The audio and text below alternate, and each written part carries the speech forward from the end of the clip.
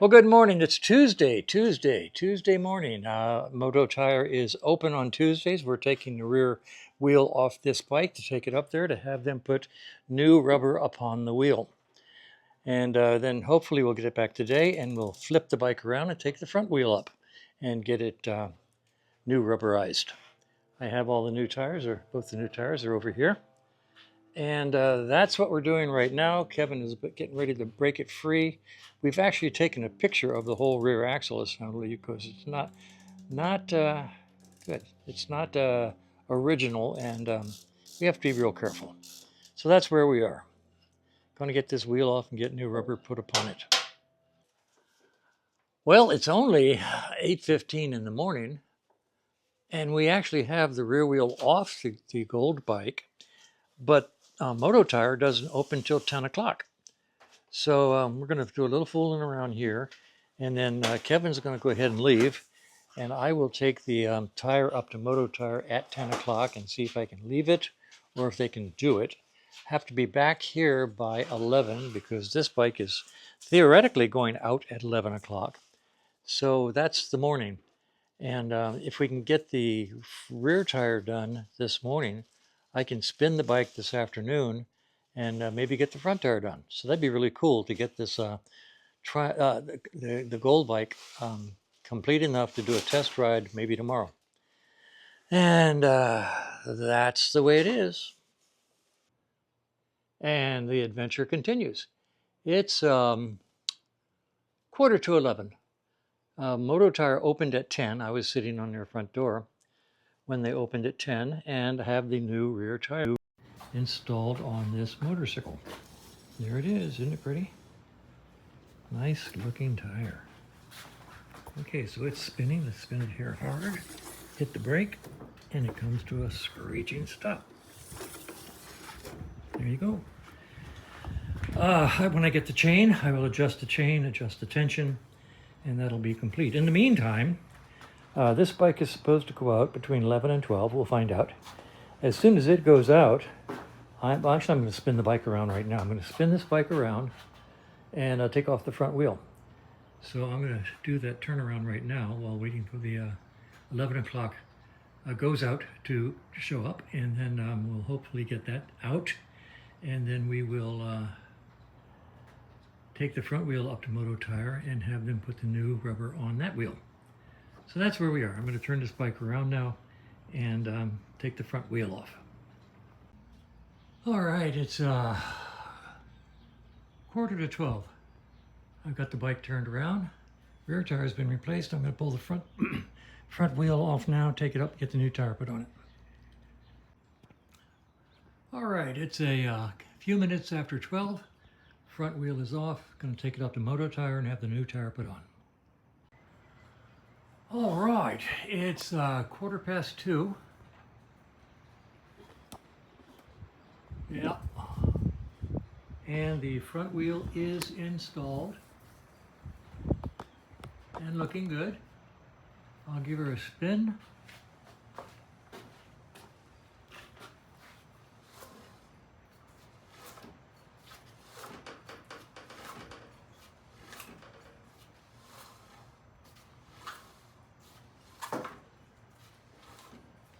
Brake is good.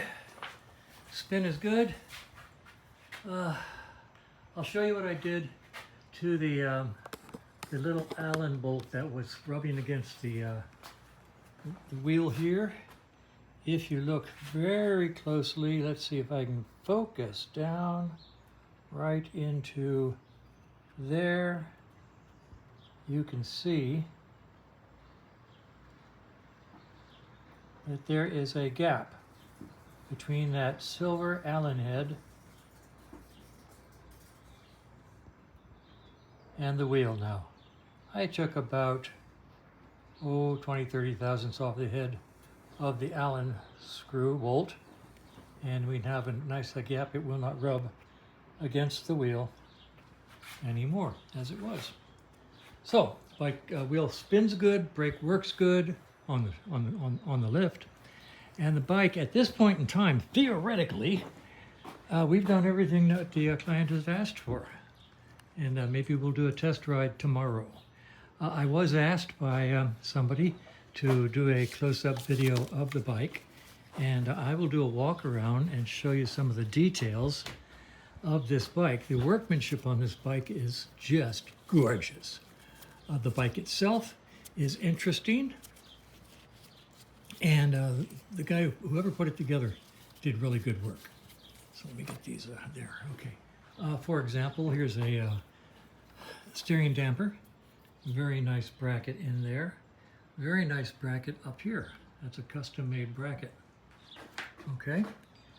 Custom-made headlight mounts. The front fender is just a work of art. This is fiberglass. This is just incredible steering alignment, shall we say, or brace. Dual front discs. Walking back here, the fiberglass tank, but it's beautifully coated inside. It's like a jewel inside. Lockhart oil cooler. I'm not a fan of oil coolers. Don't ask me why. I'm just not. Living here in Phoenix, where we can have 120 degrees, I still don't see the need. But then, that's just me. Okay, two Mikunis, count them, 1, 2, 5K ohm resistors, caps, Alton starter. The timing cover has been modified with the anti-drain down modification. Tranny's full. The shifter is backwards, meaning it has a Triumph shift pattern, I do believe. A Super Trap muffler back here. This oil tank, take it or leave it. It must hold 7 quarts of oil. I've got 3 in there now. And they didn't bring the return up to into the filler so you could actually see the oil coming back. But we do have good oil flow, so I guess that's okay. So, I mean, they made this oil tank go all the way across. If they'd made it go halfway and the other half been a battery box, that would have been really cool. Anyway, the tail section is very nice. I ran the vent out here to the back. This is your sump vent going out to the back. Disc brake in the back. Beautiful, beautiful mount for the disc brake. Very nice machining. The seat mount is very nicely machined. All of the Z plate has been replaced with this beautifully machined silhouette type Z plate. Chrome swing arm, brand new rear tire. Oh, I guess we can't do a test ride until I get the chain in, but that's got to remember to put a chain on it. You might notice the arrows on the disc. Those are for the tire guys. They know which way the tires are supposed to go on, but I always give them arrows anyway in case the tires are directional, as these tires are. A handmade, custom-made rear hydraulic assembly here. They're currently running .5. I checked it. It's full up and nice and clean. So rear wheel works just fine. I put the ignition switch up here on this bracket. It fits very nicely. Underneath of here is the new battery mount and the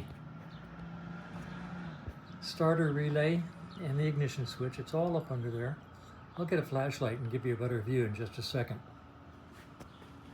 This is a continuation of the oil tank. You can see how big it is. If they had just made this half size and made this accessible, we could have put the battery in here. That would have been nice. Okay, once again, 2 carburetors. Here's the Alton starter that I installed. Painted the inside of the primary case. Oil is okay. I always mark things like that. I'll clean it off before I deliver the bike. But here's the Alton starter installed. And this is the rear brake assembly. Very nice. And coming around to the Lockhart oil cooler, of which I could care. And once again, headlight mount, the tachometer mount up there, and back to the front wheel, a disc brake on this side also. Okay, I guess that's about it. I'll get the flashlight and show you up underneath the seat so you can see what the electronics look like.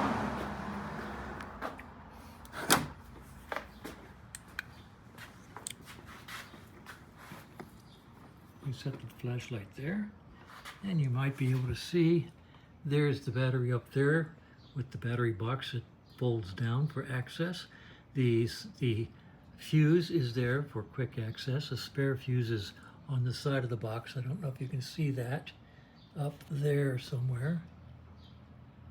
Okay, focus is going in and out.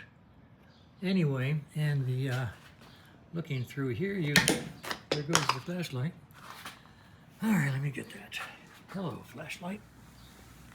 All right, looking through here, you can see the starter relay right about there, the backside of the ignition switch there, and everything seems to hide well underneath the tail section. You really can't see it from the side.